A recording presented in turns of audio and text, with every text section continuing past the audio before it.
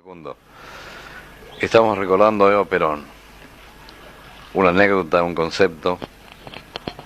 Caramba, nos salvó la vida, así de simple.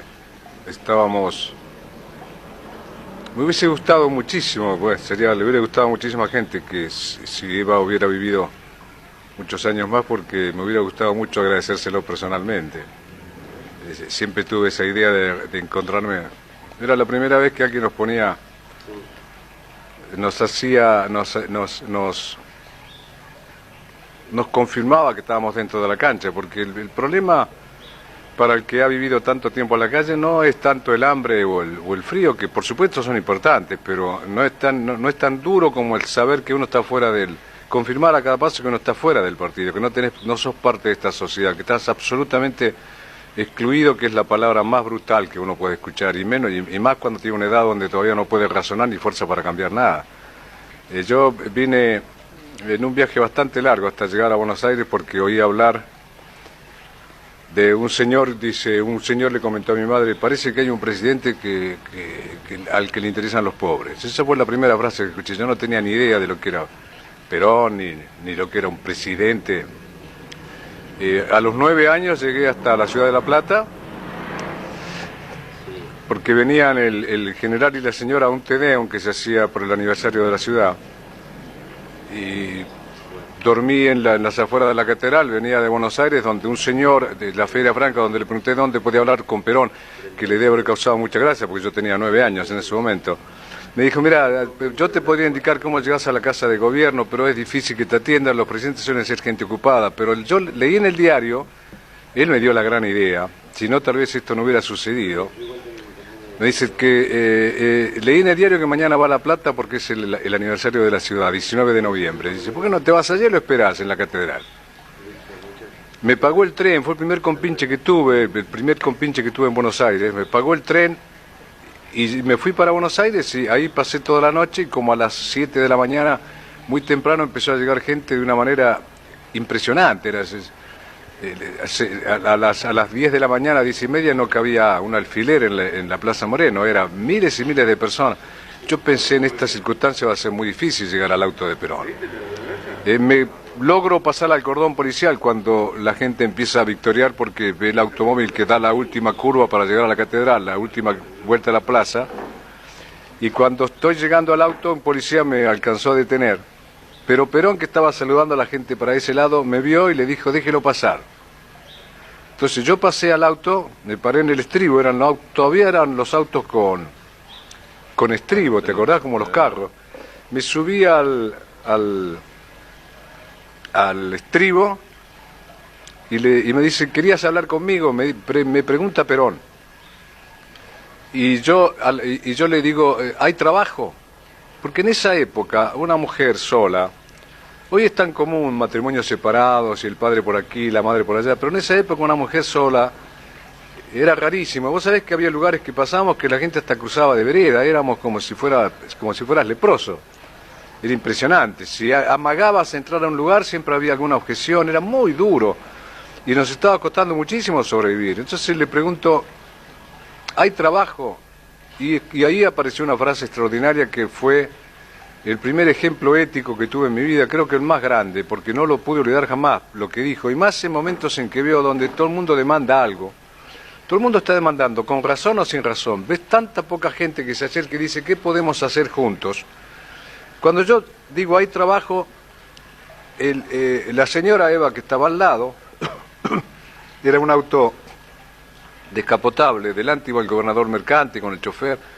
Escucha, Eva, porque paró el auto, Perón, le llamó mucho la atención a la gente que se detuviera el auto. Y paró el auto cuando me iba a venir. Y cuando yo le pregunto, ¿hay trabajo? La señora se acercó y dijo, por fin alguien que pide trabajo y no limosna. Por supuesto que hay trabajo, mi amor, siempre hay trabajo. Entonces, extraordinario. Cada vez que enciendo el televisor, cada vez que veo un noticiero, cada vez que veo un pleito por aquí y por allá, recuerdo esta anécdota.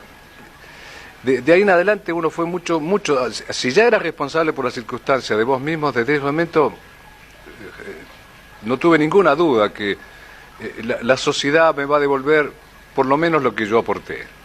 Antes no, y yo debo ofrecer antes de pedir. Y eso fue extraordinario. Por supuesto que hay trabajo. Después dice, por fin alguien que pide trabajo y no limosna. Por supuesto que hay trabajo, mi amor, siempre hay trabajo. Llamó un señor de los que corrían al costado del auto, de los guardaespaldas, y le dijo, ocúpese del niño.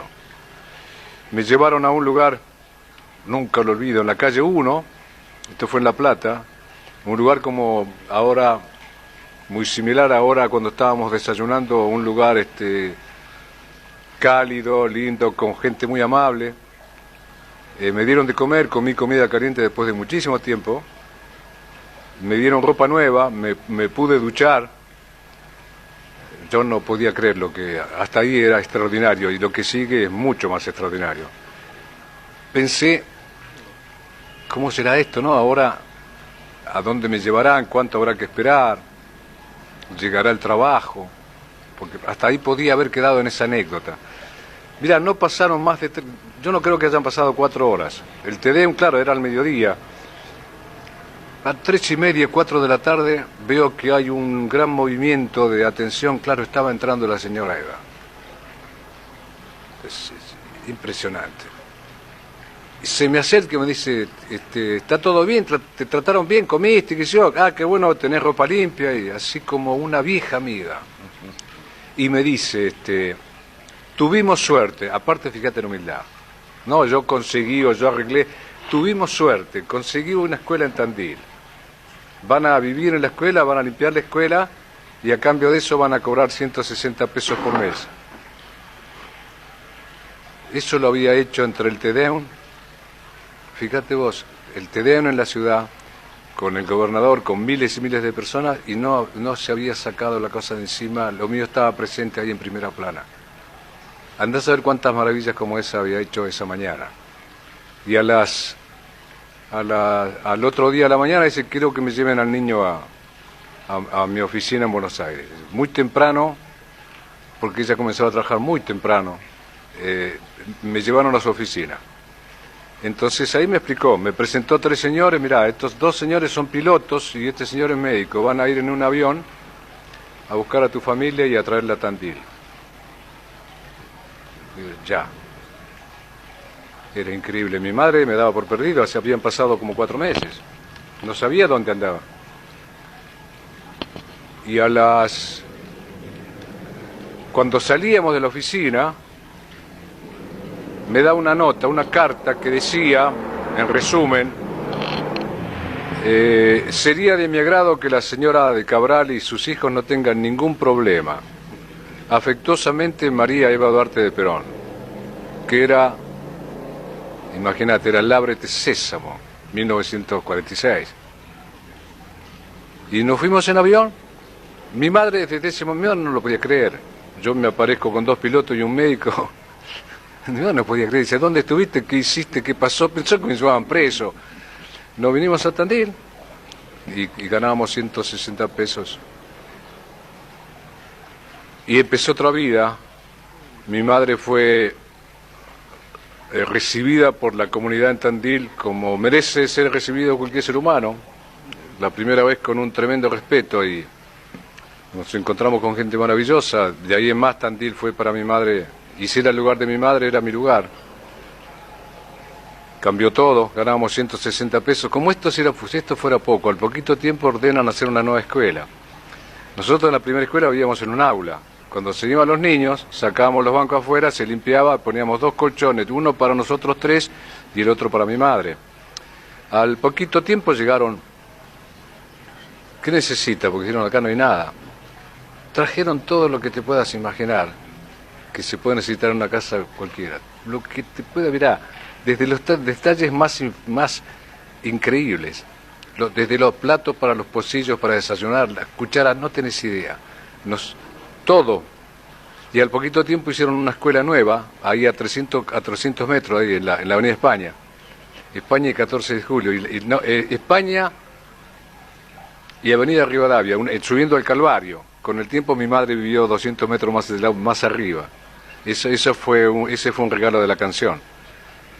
Y en la casa nueva, la escuela nueva tenía una casa de caseros con 3 habitaciones, baño y cocina, que era una casa extraordinaria, con pisos de parquet, baño con todas las cosas que te puedas imaginar. Por supuesto que la casa estaba poblada de todo lo necesario, hasta estufa. Hasta una escalera para subir al techo por si había algún problema de inundación, porque enfrente había un arroyo. Los detalles más increíbles. Pasaron muchos años. Yo siempre soñé que cómo me gustaría poder agradecerle al general o a la señora. Muchos años, 1972, esto fue en el 46, pasaron 26 años. Y yo voy a cantar a Madrid. Y el conductor del programa me dice, como estamos charlando ahora, me dice, Cabral, ¿usted sabe que el general Perón suele ver este programa? Por supuesto, me congelé. No se me había ocurrido jamás. Sí sabía, como sabía todo el mundo, que Perón estaba en Puerta de Hierro, o sea, estaba ahí cerquita, incluso cerca del canal. Digo, no me digas, sí. Sí, suele verlo. Me dice, si lo estuviera viendo en este momento, ¿qué le diría? Claro, te imaginas. Este señor de la televisión, por supuesto, no sabía la anécdota que yo tenía con Perón, que a ese señor y a ese señor nosotros le debíamos la vida, así como suena. Así, habíamos quedado 3 hermanos, así como suena, porque no es una metáfora, ni es un tango, ni es un drama, así concretamente, nos salvó la vida. Y nos hizo sentir por primera vez que éramos parte de la sociedad, que eso es extraordinario. Muchísima gente que vea esto va a entender perfectamente eso. Cuando te acercás a alguien para ayudarlo, una vez un señor me pidió algo para comer en la calle y le di un dinero para comer, y cuando me dice, pero voy a comer solo. Quería conversar. Fuimos a comer, estuvimos 2 horas y casi no comió nada, quería que alguien lo escuchara. Esa sensación de que vos sos parte de la sociedad, sos parte del juego. Y acercaron la cámara ahí. ¿Viste? Un planazo, ¿viste? Como cuando sentís que el que está hablando en televisión se metió en tu casa. Y le digo, general, usted no tiene por qué acordarse de mí, pero yo no debo olvidarlo. 19 de noviembre, le cuento la anécdota que te acabo de contar. Esto le digo, y agradezco mucho a la televisión española que me da la chance de darle las gracias, porque nunca pude quedarme sin pagar una cuenta. Ahora yo me siento más tranquilo, que Dios lo bendiga y Dios bendiga la memoria de su señora. En mi casa era, ya te imaginas. Había 2 nombres que no se podían decir sentado, había que ponerse de pie para mi madre, que es Eva Perón y Atahualpa Yupanqui. Para hablar cuando hablamos de esos 2 hermanos extraordinarios, había que ponerse de pie. Y me fui muy conmovido al hotel con Cafrune, porque yo fui a la televisión por Cafrune. Cafrune lo encontré en la calle casualmente y me dice, acompañame a un programa de televisión. Y yo lo acompañé y él estaba detrás de cámara, yo estaba. Y en un momento me dijo, yo quiero que escuchen a mi amigo. Y me hizo entrar en cámara y yo canto una canción y se abrieron todas las puertas. Y encima viene esto de la anécdota. Yo fui más famoso en España, inmediatamente famoso, por esta anécdota que por la canción. Primero fue por la anécdota, porque había muchísima gente española que le debía cosas a Perón y a Eva Perón. Entonces en la calle me saludaban, yo tengo por su presidente un amigo, un hermano en Rosario, yo tengo no sé qué, una cosa extraordinaria, porque había un gran fervor por ella en España, ya lo sabés. Y cuando terminó el programa, fuimos al hotel y me estaba esperando un señor muy trajeado y vino muy afectuoso y me pegó un abrazo y me dice, acabo de verlo, estuve viendo su programa con el general. Era un amigo del general.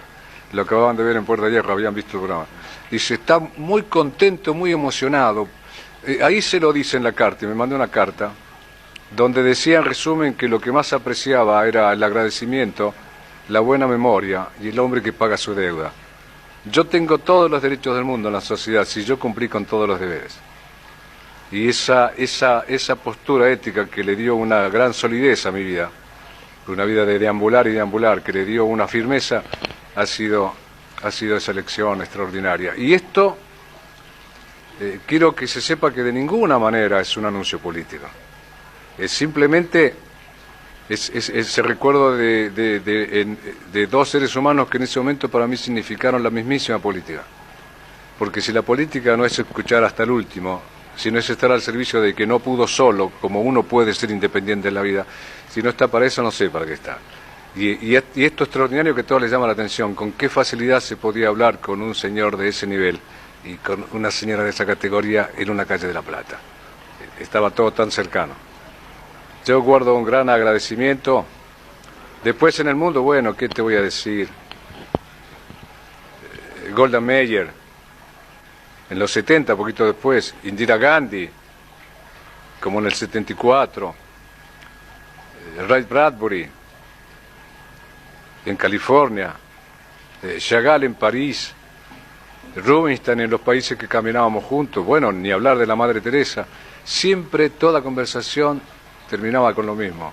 Facundo, contanos algo de la señora Eva Perón. Sospecho, bueno, no me queda ninguna duda, la Argentina más amada y respetada en el mundo, más allá de toda ideología, porque ante todo fue una servidora. Y si no vinimos a servir, ¿para qué vinimos? Porque somos servidos. Yo tomé un café que no hice. Me lleva un amigo en un auto que no es mío. Voy a una ciudad donde no puse un solo ladrillo y hay un teatro dispuesto para que yo cante. Y mañana sucederá lo mismo. Cuando tenés conciencia de eso, la vida se transforma en un canje facilísimo. Por eso es facilísimo caminar el mundo con esa actitud.